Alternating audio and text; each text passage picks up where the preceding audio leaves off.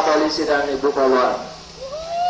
Baik, bismillahirrahmanirrahim. Assalamualaikum warahmatullahi wabarakatuh. Perkenankanlah, damai itu indah. Mari sampaikan aspirasi tanpa anarkis. Direktorat Pembinaan Masyarakat Polda Kepri. Luar biasa. Ini mengingatkan kami, berarti slogan bahwa polisi mengayomi masyarakat ini masih terwujud. Dan kami terima kasih sudah dilakukan pengawalan sampai ke PT UN Tanjung Pinang di Sikupang. Dan kami juga sampaikan terima kasih salam hormat kami kepada TNI, bahwa TNI adalah abdi negara dan kawan rakyat. Terima kasih kawan-kawan yang kami hormati dan jajaran kepolisian, bahwa kami hari ini hadir di dalam kawasan Sikupang, yaitu tepatnya di depan Pengadilan Tata Usaha Negara. Ini ada dasar hukumnya. Yang pertama adalah kebebasan kami untuk mengaspirasikan pendapat itu diatur di dalam undang-undang nomor 9 tahun 98. Kemudian yang ingin kami sampaikan bahwa kami kemarin bukan hanya sekedar datang atau silaturahmi, tapi kami juga membawa sebuah tuntutan. Tuntutan tersebut itu pun juga ada dasar hukumnya. Nah, sekarang pertanyaannya, kalau memang perjuangan kawan-kawan di tahun 2015 yang lalu untuk menentukan besaran dari UMK, bahkan merumuskan besaran dari UMSK Kota Batam, itu semata-mata bukan hanya impactnya kepada buruh semata, tapi sesungguhnya itu juga akan berpengaruh kepada pertumbuhan ekonomi negara tentunya. Ini yang kami aneh. Kenapa? Benar adanya bahwa sampai hari ini kami masih dianggap orang bodoh. Benar adanya bahwa buruh saat ini sampai detik ini masih dianggap tidak berpendidikan. Namun kami sayangkan, justru mereka yang sudah disumpah, justru mereka yang sudah mengemban ilmu hukumnya, namun ternyata tidak bisa mengemban amanah, yang mana sesungguhnya adanya lembaga peradilan itu harus dengan asas peradilan yang seadil-adilnya. Makanya kenapa yang namanya dewi hukum itu matanya ditutup dengan pita, dan di sini dia membawa slogan timbangan supaya terjadinya keseimbangan. Namun kami bingung, apalagi kami menyayangkan, dan ini sangat mencederai perjuangan perburuan. Kenapa demikian? Karena kami katakan bahwa yang namanya undang-undang itu dibuat untuk mengatur supaya apa yang diatur itu bisa teratur. Tapi sayang, ternyata segala sesuatu yang diatur itu ujung-ujungnya seperti apa konstitusi negara kita. Kalau konstitusi negara kita itu adalah Undang-Undang Dasar 1945, tapi ternyata apa yang dilakukan oleh Apindo ini adalah ujung-ujungnya duit. Betul nggak kalian? Mohon maaf Bapak, kami tidak punya duit, kami tidak punya uang, kami tidak punya finansial, tapi kami memiliki sebuah pemahaman terhadap supremasi hukum yang seharusnya diberlakukan. Kami menyayangkan, mau jadi apa negara ini ketika mereka yang duduk di lembaga peradilan ternyata tidak bisa mengemban amanah dan sesuai dengan asas peradilan. Di sinilah, di negeriku yang paling aneh yang terjadi khususnya di Kota Batam. Bagaimana mungkin seorang hakim bisa memutuskan atau mengeluarkan putusan selah, namun tahapan-tahapan untuk menentukan atau proses-proses hukum yang harus dilalui itu tidak dilalui terlebih dahulu. Kawan-kawan,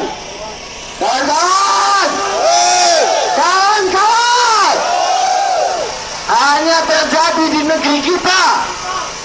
Seorang hakim ternyata sudah bisa dibuktikan, bisa disinyalir bahwa ternyata mereka tidak bisa mengemban amanah sesuai dengan asas keadilan. Proses-proses hukum yang harus dilalui ini harusnya mendapatkan sebuah Terus, proses hukum yang harusnya dilalui ini tidak boleh meninggalkan apa yang harusnya menjadi ketentuan yang sudah berlaku.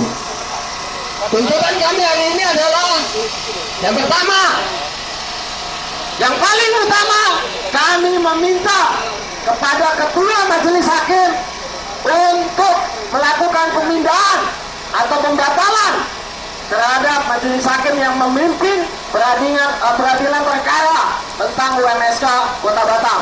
Kenapa? Karena kami melihat di situ ada upaya kesengajaan, ada upaya yang disengaja untuk memperlambat terjadinya UMSK.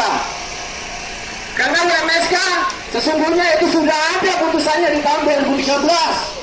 Bahkan putusan tersebut bukan hanya sampai berbatas di pengadilan negeri atau pengadilan tinggi. Putusan itu kenapa masih bisa digugat? Ini yang aneh, dan ini hanya terjadi di negeriku. Sayang, andai kata leluhur kita, khususnya Bung Karno, beliau yang paling cinta terhadap guru, andai kata melihat kelakuan kalian, sesungguhnya apa yang kalian lakukan itu adalah sudah melebihi batas. Ingat, apabila Anda seorang muslim, maka kembalilah kepada Al-Quran.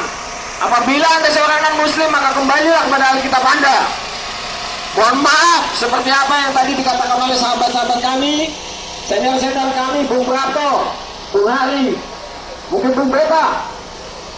Harusnya Anda duduk sebagai lembaga peradilan, itu harusnya bisa menyampaikan keadilan yang seadil-adilnya. Ini sangat aneh. Bagaimana seorang Oka Simatupang bisa melakukan gugatan tanpa ada dasar yang jelas? Apakah notabene hanya semata-mata karena pengusaha? Ingat, mohon maaf Bapak Kepolisian, 2017 ini cuma tinggal menghitung hari. Masih ada perjuangan upah kita di depan.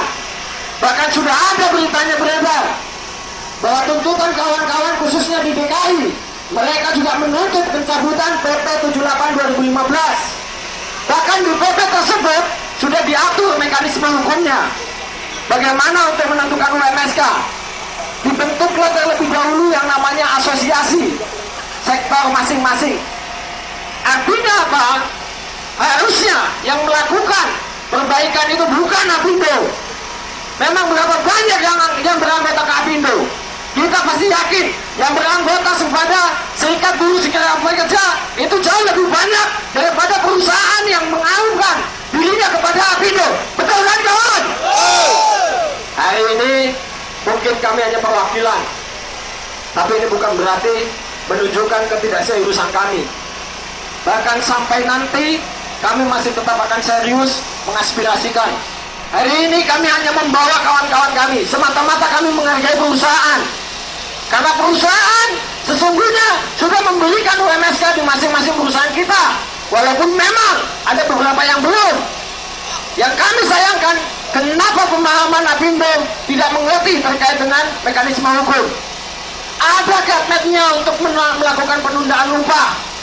Kalau memang tidak mau melakukan UMSK, ya sudah lakukan penundaan upah dengan mekanisme hukum yang ada.